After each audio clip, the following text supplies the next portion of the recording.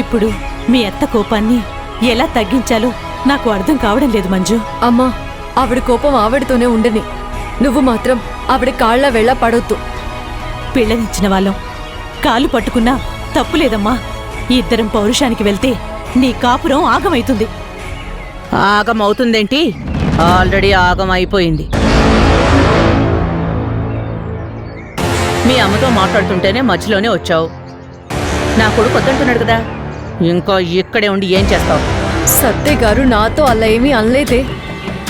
బొట్టు పెట్టి సాగనంపడానికి నువ్వు మళ్ళీ తిరిగొస్తావని కాదు. ఇక నువ్వు అక్కర్లేదనే మీ అమ్మకు అర్థం అయ్యేలా మాట్లాడకుండా వెళ్ళిపోయాడు నా కొడుకు.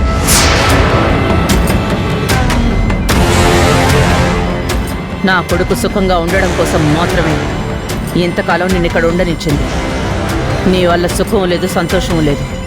అలాంటప్పుడు నువ్విక్కడ ఉండాల్సిన అవసరం లేదు. బయలుదేరండి. నా మాట ఒక్కసారి వినమ్మా. ఈసారికి మా మంజు తప్పును క్షమించు. ఇంకోసారి మీకు వ్యతిరేకంగా ఏ పని చేయదు మణిమగారు. అందుకేనా మరి ఇంకా ఈ ఇంటిని పట్టుకుని వెళ్లాడుతున్నారు? మీ కాళ్ళు పట్టుకుంటాను అన్నా మీరు కనికరించరా అమ్మా? మీరెన్ని మాటలన్నా నా కూతురికి నచ్చ చెప్పుకున్నాను. అమ్మా, నువ్వు ప్రాధేయపడాల్సిన పని కానీ బ్రతిమలాడాల్సిన అవసరం కానీ లేదమ్మా. ఆయనకే ఇష్టం లేనప్పుడు నేనిక్కడ ఉండడం అనవసరం. పదా. అది కాదు మంజు, నువ్వు తొందరపడకు. ఇది నీ కాపురం, కుదుట పడాలే గాని కుప్ప కూలిపోకూడదమ్మా. హాయిగా తిరగమంది కదా, పైకి మాత్రం వెళ్దామని అంటుంది గాని నిజంగా వెళ్లాలని లేదు.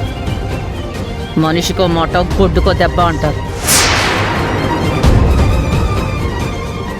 ఎంత చెప్పినా ఇంకా కదలట్లేదు చూడు. అమ్మా మంజు,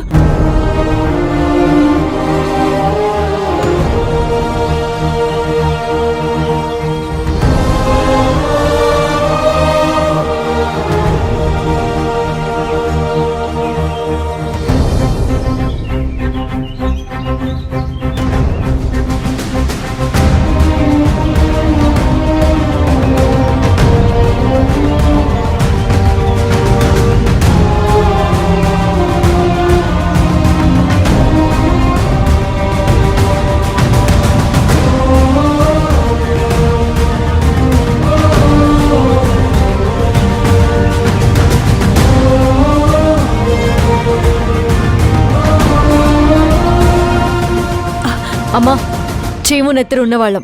వాళ్ళు కావాలనే వెళ్ళమన్నప్పుడు ఇంకా ఇక్కడ ఉండాల్సిన అవసరం లేదు. అమ్మా మంజు, ఎక్కడికమ్మా వెళ్ళేది? మంజు మన ఇంటి కోడలు, సత్యకు భార్య. అర్థం చేసుకో. బంధాల విలువ తెలిసిందే అయితే తన భర్త సత్యని దేవుళ్లాగా చూసుకునేది. ఇలా దయ్యంలా పీడిస్తూ వాడి ఎదుగుదలకు అడ్డుపడుతున్నది భార్య ఎలా అవుతుంది? అమ్మా మంజు, సత్య కూడా ఇంట్లో లేడు. వాడు లేనప్పుడు నువ్వు వెళ్ళిపోవడం కరెక్ట్ కాదు.